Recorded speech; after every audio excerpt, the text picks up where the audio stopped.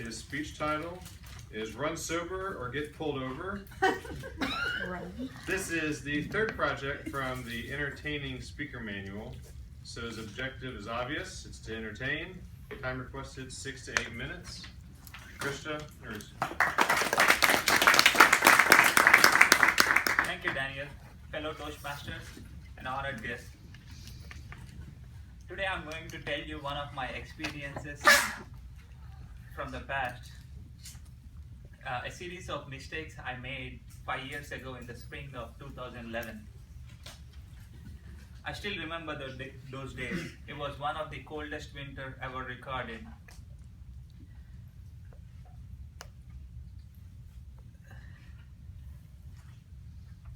And the spring has just begun. Every day in the evening, I used to come from my basketball practice, and my roommate used to come at the same time and start the conversation by saying hi, and he would go on and on about how he is training for the mini marathon, how fun it is to run the mini marathon, and how 18,000 participants participate in that event. And he would always end the conversation by asking me the question if I wanted to run in it. I didn't want to hurt his feelings by saying an outright no, so I would always come up with excuses saying I don't have time to train, or maybe next year, maybe some other time. I was running out of ideas. He would religiously try to persuade me like an insurance sales guy. And I was running out of ideas. And the week before the mini marathon, I came up with a new excuse saying that the registration for the mini marathon is already closed, so I cannot participate in it. That was my first mistake.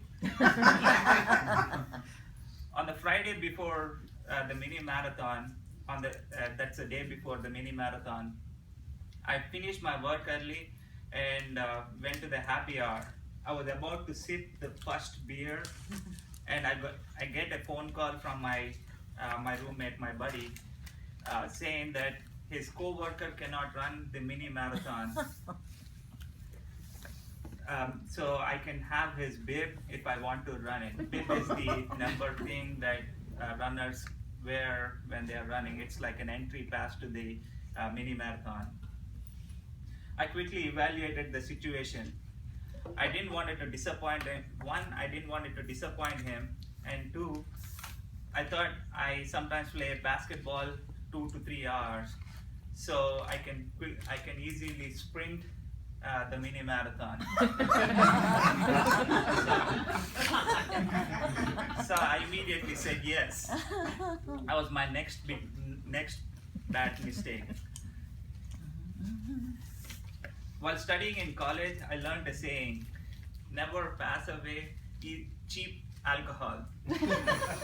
Since I ordered the beer, I thought I would finish that beer, go home, and take rest.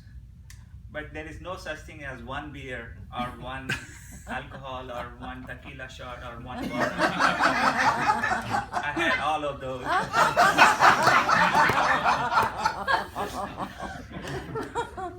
I was talking and drinking, and by the time it's finished, by the time I realized it was 11 o'clock in the night, and by the time I went to bed, it was midnight.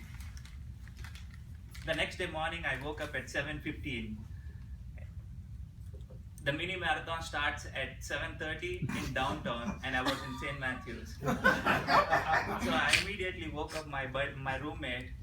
He happened that he didn't set his alarm right. So we immediately changed and drove to the downtown. And by the time we went there, the mini marathon already started. We were the last one to start the race. We were behind the wheelchair people, jugglers, and the Elvis Presleys. I could still smell the alcohol that I had last night. Me and my buddy, we started running together, and after a mile, I couldn't keep up with him. I got winded out.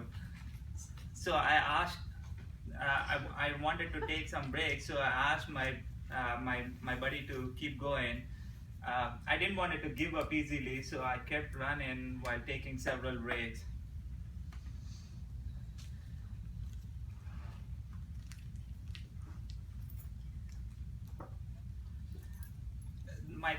Seemed like my theory about playing basketball for 3 hours was incorrect. especially since I didn't put alcohol in the equation.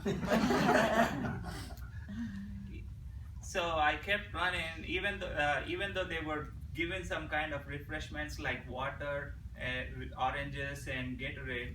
I was losing a lot of water than I could retain. After 8 minutes, we crossed the Churchill Downs, and my leg started cramping. At that time, I had to make the biggest decision: if I should continue or quit. If I quit, I'll lose that 8 miles, and if I continue, I'll have to run for another 5 miles. Mini marathon is 13.1 miles, by the way. So I didn't want it to give up, so I kept running. And last night's beer was acting up on me,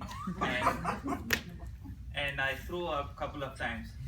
At that time, I made a vote that I'm never going to drink alcohol again, ever.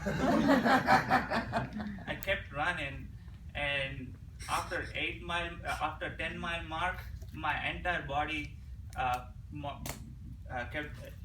started paining, and I got dehydrated because of lack of water, and my body started freezing because of the cold weather and lack of water.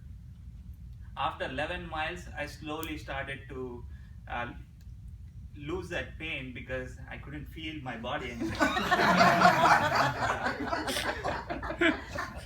And after 12-mile mark, my pain started disappearing and filled with joy as I was getting close to the finish mark.